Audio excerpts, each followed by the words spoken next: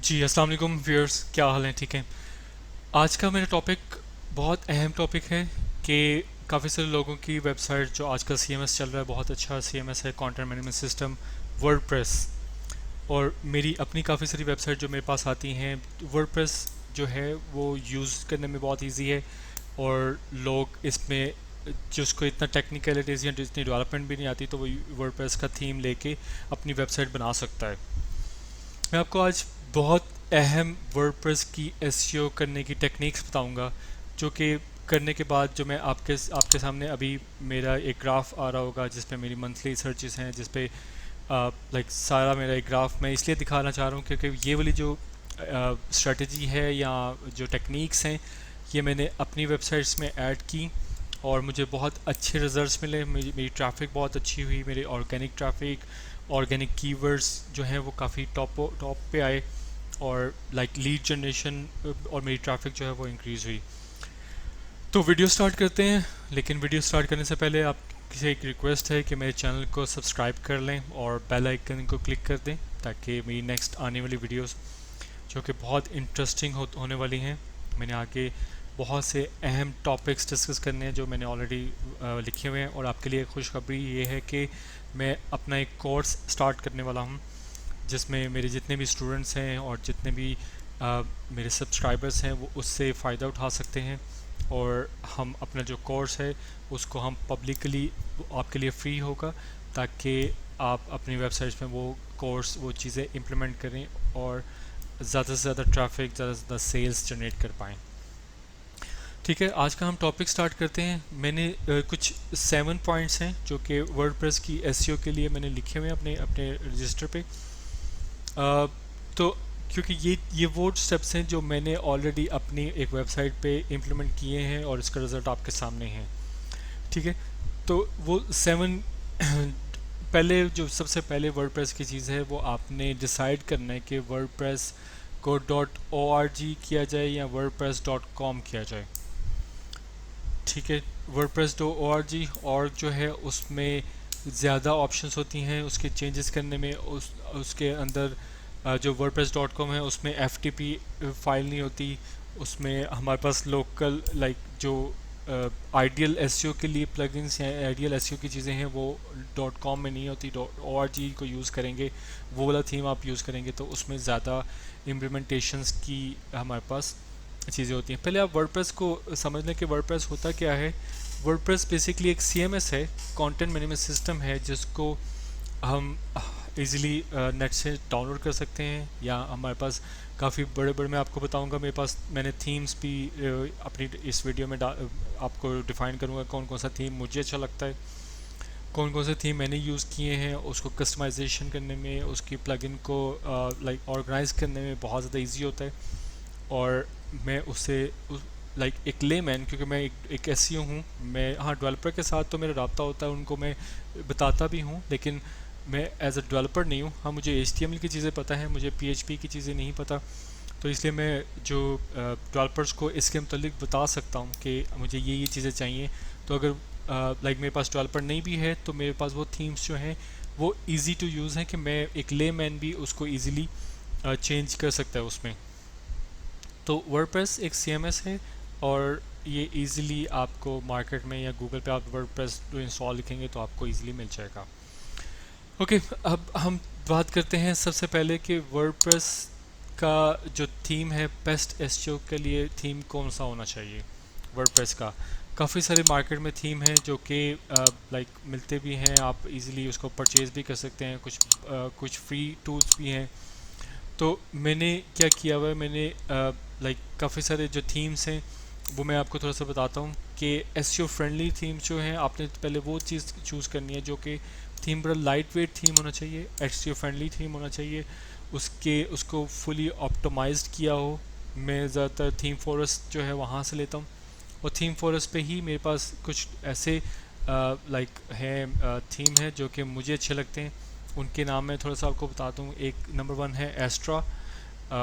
Extra बहुत अच्छा theme है, उसको प्रोडक्ट्स के लिए भी यूज़ कर सकते हैं, सर्विसेज के लिए भी यूज़ कर सकते हैं। सेकंड थीम है मेरे पास जेनेसिस, या genesis one of the best theme all over the world उसकी पता नहीं लाखों में या करोड़ों में कॉपीज सेल हो चुकी हुई हैं, ठीक है। और ये इतने अमाउंट के भी नहीं होते, लाइक $50 या 60 या $70 तक के ये आपको थीम फॉरेस्ट पे अवेलेबल होते हैं। नंबर थर्ड पे जो थीम है वो है दीवी, बहुत अच्छा थीम है। नंबर फोर पे है जनरेट प्रेस, और नंबर फाइव पे है ओशन WP, ओशन वर्डप्रेस। तो ये थीम्स जो हैं ये मेरे लिए अच्छे हैं, मैं इनको अपने अपनी वेबसाइट्स पे यूज़ करता हूँ। और मैं कोशिश करें कि आप परचेज़ करके ही यूज़ करें। अगर आप परचेज़ नहीं करते तो उसमें ये प्रॉब्लम होगी कि आपको काफ़ी सारी रेस्ट्रिक्शंस होगी जो कि आप नहीं कर पाएंगे, और उसमें जो लाइक आप वो वैसे डाउनलोड करते हैं जो परचेज़ नहीं होते, तो जिसका आप हैक ले लेते हैं या पैच ले लेते हैं, वो फिर प्रॉब्लम करता है आपको बाद में। जब भी कोई उसकी नई अपडेट, इस थीम की लेटेस्ट अपडेट आती है, तो वो आप उसमें नहीं इम्प्लीमेंट नहीं कर सकते। जो हमारा नंबर 2 पॉइंट है, पहला पॉइंट आपको पता चल गया कि कौन कौन से ऐसे ऐसे थीम हैं जो कि आप वर्डप्रेस में इंस्टॉल कर सकते हैं, और वो एसईओ फ्रेंडली थीम्स हैं। नंबर 2 है कि आपने अपनी वेबसाइट के जो डोमेन है उसको पहले फाइनलाइज करना है। डोमेन तो whatever abc.com कुछ भी हो सकता है, लेकिन आपने ये फाइनलाइज करना है कि उसको आपने www पे सेलेक्ट करना है, लाइक वर्ल्ड वाइड वेब पे, या विदाउट www पे आपने सेट करना है। ये आपने स्टार्टिंग में ही इस चीज़ को देखना है, ताकि ये चीज़ जब देखिए गूगल जब आपकी साइट को क्रॉल करता है ना, आपके लेट्स सपोज 1000 और थाउजेंड्स ऑफ पेज होते हैं, तो गूगल जब आपकी वेबसाइट को क्रॉल कर लेता है, तो क्रॉल करने के बाद उसने आपकी वेबसाइट के जो पेजेस हैं अपने पास रखने होते हैं, ताकि जब भी कोई आपकी वेबसाइट का नाम या कोई भी कीवर्ड चूज़ करे तो वो आपकी वेबसाइट ऊपर आती है। अगर आपने बाद में जाके www या उसके बगैर वेबसाइट को चेंज किया कुछ भी, तो क्या होगा कि आपको लाइक 404 एरर्स फेस करना पड़ेंगे, और आपको बाद में बहुत ज़्यादा काम करना पड़ेगा। तो इसलिए सबसे पहले आप www या विदाउट www को सिलेक्ट करें और उसमें अपने जो वेबसाइट है उसमें चलाएं, ठीक। बाद में नहीं चलाना। और अगर मेरी राय लें तो मुझे www.abc.com जो है इस तरह का लिंक अच्छा लगता है, और इस तरह के लिंक प्रॉपर भी होते हैं, क्योंकि ज़ाहिर है आपके पास काफ़ी सारी वेबसाइट्स हैं, तो जो स्टैंडर्ड रेट है, हमने स्टैंडर्ड जो सर्च इंजन के स्टैंडर्ड्स हैं हमने उनको फॉलो करना है।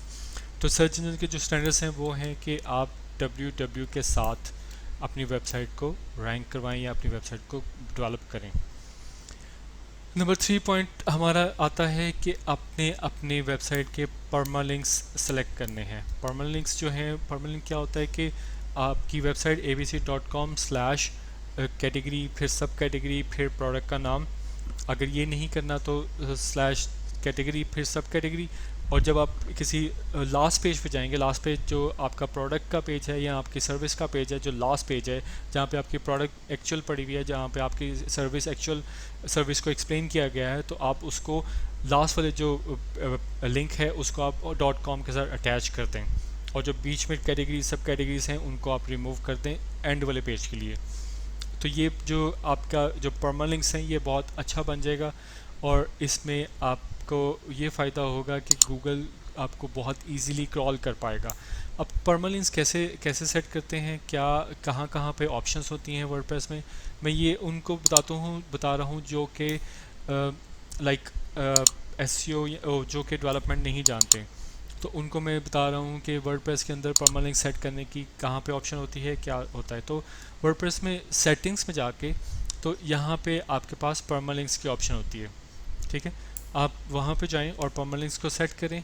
इससे क्या होगा कि आपकी वेबसाइट जो कैटेगराइज्ड है या जो भी आपकी वेबसाइट का पेज है वो आपको बेस्ट लगेगा। अब मैंने थोड़ा सा इसको भी एक्सप्लेन किया है कि परमालिंक्स को कैसे सेट करना है। दो आपके पास एग्जांपल आती हैं, लाइक जो मुझे अच्छी लगती है वो ये है कि नंबर 1 abc.com/सैम्पल पेज, या अगर आपका ब्लॉग है या कोई भी प्रोडक्ट है तो वो ब्लॉग की जगह आप कैटेगरीज लिख दें, और पोस्ट पेज मीन्स के जो लास्ट पेज है वो आप यहाँ पे ऐड कर देंगे, ठीक है। तो होपफुली आपको, और आपने बाद में सेव चेंजेस का बटन प्रेस करना है, तो आपकी जो लिंक्स हैं वो प्रॉपर परमालिंक्स बन जाएंगे।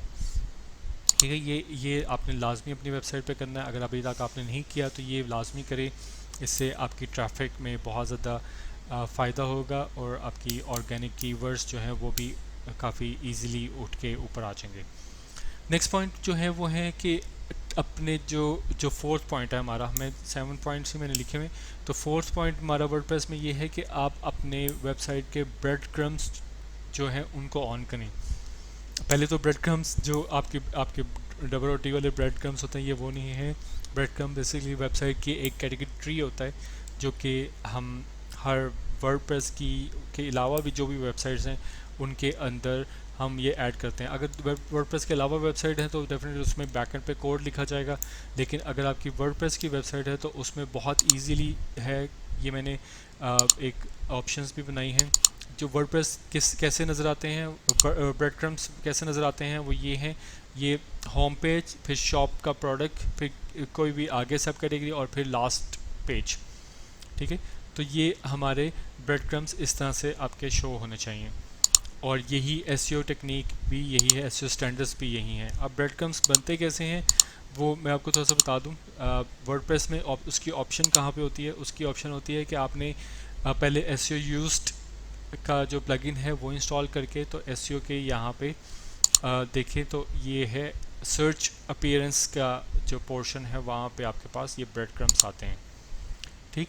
तो ब्रेड क्रम्स आपने लाजमी चूज़ करने हैं। आप लेकिन डिपेंड करता है कि आपने क्या यूज़ करना है, कैटेगरीज चूज़ करनी है। यहाँ पे काफ़ी सारी ऑप्शंस हैं वो आप चूज़ कर सकते हैं और ये लाजमी इसका ख्याल रखें और लाजमी इसको करें। ठीक है। ब्रेड क्रम्स को करने के बाद आपने क्या करना है, जो भी आपने सेलेक्ट किया, कैटेगरी सेलेक्ट किया, उसके बाद आपने सब कैटेगरी या टैग्स या जो भी आपने यूज़ करके उसको सेव कर देना है। पहले इनेबल करना है और फिर सेव कर देना है ताकि आपके जिस तरह जो मैंने आपको भी ग्राफ दिखाया है किस तरह से ब्रेड क्रम्स शो होते हैं, आ, ये तो इस तरह से आपके ब्रेड क्रम्स शो होना शुरू हो जाएंगे। इसको आप कैटेगरी ट्री भी कह सकते हैं। हमारी एसईओ लैंग्वेज में इसको ब्रेड क्रम्स कहा जाता है। तो ये चीज़ जो है वो अपनी वर्डप्रेस की वेबसाइट में आप जितनी जल्दी हो सके, अगर आप अभी तक आपने नहीं किया तो इसको जितनी जल्दी हो सके इसको डिफ़ाइन करें अपनी वेबसाइट में, ताकि आपके जो भी प्रॉब्लम्स हैं तो उसको ठीक किया जा सके। आपकी वेबसाइट में ज़्यादा से ज़्यादा जो एसईओ के स्टैंडर्ड्स है उसको फॉलो किया जाए। नंबर 5 में हमारे पास आता है कमेंट सेक्शन। आपकी अगर प्रोडक्ट की वेबसाइट है या आपकी कोई भी सर्विस की वेबसाइट है तो उस पर कोशिश करें कि कमेंट्स ना इनेबल ना रखें। कमेंट्स की ज़रूरत नहीं होती। हाँ, अगर आपका कोई ब्लॉग है और आप उसमें चाहते हैं ब्लॉग में कमेंट्स करना तो आप रखें, लेकिन ब्लॉग के कमेंट्स को तब एक्टिव करें कि उसमें सेटिंग्स होती हैं। वो भी अभी आपको स्क्रीनशॉट पे दिखाता हूँ कि वो कहाँ पे सेटिंग होती हैं। तो आपने कमेंट्स को मॉडरेट किए बगैर आपने कमेंट्स को लाइव नहीं करना, क्योंकि कमेंट्स जो भी आते हैं उसमें काफ़ी सारे लूप होल्स होते हैं। काफ़ी लाइक कुछ ऐसे कमेंट्स होते हैं जो कि डेफिनेटली आप अपनी वेबसाइट पे नहीं शो करना चाहते। तो आपने अपने वेबसाइट पे जो कमेंट्स हैं उनको अगर आपका ब्लॉग है तो ब्लॉग पे आप ऑन कर दें। अगर आपका कोई सर्विस या प्रोडक्ट की वेबसाइट है तो ना ऑन करें। ओके। जब भी आप डिस्कशन ये आपका एक सेक्शन आता है जिस पे आप कमेंट्स को करते हैं, तो आपने नंबर 1 तो आपने अलाउ कर दिया कि submit conversion on any new post. Like आप कोई भी न्यू पोस्ट करते हैं तो उसके लिए आप अलाउ करते हैं कमेंट्स को। ठीक है। बाकी जो कमेंट्स की सेटिंग्स हैं वो ये हैं। लाइक आप चेंज कर सकते हैं कितने वर्ड्स का होना चाहिए या कितने डेज़ बाद वो स्पैम हो जाए। लाइक नेम, उसमें क्या क्या ऑप्शंस आने चाहिए, नेम आना चाहिए, ईमेल आना चाहिए या वेबसाइट भी आनी चाहिए। तो ये ऑप्शंस हैं। फिर एनीवन कौन कौन पोस्ट कर सके, एनीवन पोस्ट कर सके या उसको, ये आपने पहला वाला नहीं करना, ये सेकंड वाला करना है। ठीक है। इसको मैं आपको हाईलाइट कर रहा हूँ, आपने सेकंड वाला करना है ताकि आप मॉडरेशन में आए कमेंट। अगर आपको बेहतर लगता है कि हाँ ये वेबसाइट पे लाइव जा सकता है तो फिर ये कमेंट आप अप्रूव करें, अदरवाइज़ इसको आप छोड़ दें, इसको अप्रूव ना करें। जो नंबर लास्ट आता है वो होता है कि अपीयरेंस के आपने अब जो प्रीवियस कमेंट है उसको अप्रूव करना है या नहीं करना। ऑथर के पास जाएगा और ऑथर उसको परमिशन देगा या नहीं देगा, ये आपको लाजमी ऐड करना है कि आपने परमिशन अपनी लाजमी एक्टिव रखनी है। ठीक है। ओके। अब अब हम लास्ट पॉइंट जो हमारा, सॉरी लास्ट पॉइंट नहीं, सिक्स पॉइंट जो है वो है कि आपने एसईओ फ्रेंडली प्लगइन्स करने हैं। एसईओ फ्रेंडली प्लगइन्स जो हैं वो बहुत इंपॉर्टेंट हैं। आपने अगर वेबसाइट पे अभी तक एसईओ प्लगइन्स नहीं किए तो वो आप इंस्टॉल करें। उससे ये होता है कि एस जो वर्डप्रेस की एसईओ करना एसईओ प्लगइन के अंदर वो बहुत इजी है और बहुत आराम से आसानी से आप उस प्लगइन्स की मदद से कर सकते हैं। जो मुझे मुझे बेहतर लगते हैं, जो मैं अपनी अपनी वेबसाइट्स के लिए यूज़ करता हूँ एसईओ प्लगइन्स, वो मैं थोड़े से आपको बता देता हूँ कौन कौन से हैं। वो इतने ज़्यादा नहीं है, क्योंकि ज़्यादा आप करेंगे तो वेबसाइट की ट्रैफिक, वेबसाइट की जो ब्राउजिंग है उसमें अफेक्ट पड़ेगा। तो ये यूज एसईओ बहुत इंपॉर्टेंट है, बहुत अच्छा है। Rank Math, broken link check, WP Super Cache. अब यूज एसईओ तो आपको पता है कि एसईओ के लिए यूज़ होता है, और इसके अंदर काफ़ी ऐसे फैक्टर्स हैं जिससे हम परमालिंक्स भी सेट कर सकते हैं। और ये और आगे नेक्स्ट जो है वो रैंक मैथ है। उसके बाद है ब्रोकर लिंक चेकर है, और नेक्स्ट है सुपर कैशे। मैं इसको एक्सप्लेन करने की ज़रूरत नहीं है, अगर है तो मैं आपको बता देता हूँ कि ब्रोकर लिंक चेकर क्या है। कि ब्रोकर लिंक चेकर में आप चेक कर सकते हैं कि कौन कौन से ऐसे लिंक है जो कि 404 एरर शो कर रहे हैं, या 301 उसके ऊपर रीडायरेक्शन लगा दें। फिर ये भी इजी हो जाता है। वेब कैशे की काफ़ी सारी बड़ी बड़ी वेबसाइट जो हैं वो ओपनिंग लाइक उसके चेंजेस, जब भी आप कोई चेंज करते हैं तो उसमें चेंजेस करने में थोड़ा सा टाइम लगता है। तो आप अगर ये डब्ल्यू पी सुपर कैशे किया होगा तो आप वहाँ पे कैशे क्लियर करें तो आपकी जो चेंजेस हैं वो रन टाइम पे जो भी आपके कस्टमर हैं वो देख सकते हैं। ठीक, हमारा लास्ट जो पॉइंट है वो है कि रोबोट टेक्स्ट फाइल। काफ़ी काफ़ी हमारे मेरे मुझे क्वेश्चंस आते हैं कि रोबोट टेक्स्ट फाइल क्या होता है, एच टी एक्सेस फाइल क्या होता है। उसके बारे में थोड़ा सा एक्सप्लेन करते हैं। रोबोट टेक्स्ट फाइल ये है कि आपने जितने भी सर्च इंजन्स हैं उनको अलाउ करना है कि वो हमारी वेबसाइट को देखें, हमारी वेबसाइट को कॉल करें और उसको रैंक करें। अगर आपके कुछ ऐसे लिंक्स हैं जिनको आप नहीं देखना चाहते, या जिस मैं पहले जो रोबोट टेक्स्ट फाइल है उसका फॉर्मेट क्या होता है वो आपको थोड़ा सा बता देता हूँ। कि रोबोट टेक्स्ट फाइल का नॉर्मली फॉर्मेट ये होता है, ठीक है, कि आपने सिंपली यूज़र एजेंट का मतलब है कि जितने भी सर्च इंजन्स हैं उसको स्टैटिक और आगे डिसलॉग कर दिया कि हमने इसको डिसलॉग करना है। और आपने अगर लेट्स सपोज कोई ऐसे पेजेस हैं जैसे डब्ल्यू पी एडमिन का पेज है, आपने उसको डिसलॉग करना होता है तो आप डब्ल्यू पी एडमिन का पेज रोबोट टेक्स्ट फाइल से डिसलॉग भी कर सकते हैं। ठीक है, ओके। और नेक्स्ट जो चीज़ है वो है H T access file. H T access file में क्या होता है कि आपने अगर कोई ऐसा लिंक है आपका जो जैसे आपने आपको पता चला कि जी आपने कुछ ऐसे लिंक्स हैं जो डब्ल्यू के साथ खुलते हैं, और कुछ ऐसे लिंक है जो नॉन डब्ल्यू के साथ ओपन होते हैं। तो आपने सब लिंक्स को आपने बाद में क्या चेंज कर दिया, तो आपने उसको रीडायरेक्ट करने से पहले आपने क्या करना है कि dot H T access file को लेके वहाँ पे आपने डॉट एक्सेस फाइल में आपके पास एक वो आता है, लाइक उसमें एक कोड लगाया जाता है। वो कोड भी मैं अभी आपको आपको दिखाता हूँ। वो कोड लगा के आप अपनी पूरी वेबसाइट में जितने भी 301 की रीडायरेक्शंस हैं वो आप कर सकते हैं इजीली। तो ये था मेरा आज का टॉपिक वर्डप्रेस का। जिन जिन ने अभी तक अपनी वर्डप्रेस की वेबसाइट में ये चीज़ें इम्प्लीमेंट नहीं की, मैं उनसे रिक्वेस्ट करूँगा कि ये चीज़ें जितनी जल्दी हो सके अपनी वेबसाइट में इम्प्लीमेंट करें, और आपको बहुत अच्छी रिजल्ट्स आएंगे। ठीक है, इसके साथ ही अरसलान रूफ को इजाज़त दें, और मेरे जो चैनल है उसको सब्सक्राइब करें, और नोटिफिकेशन बेल आइकन जो है उसको भी क्लिक करते हैं। शुक्रिया, और अल्लाह हाफिज़।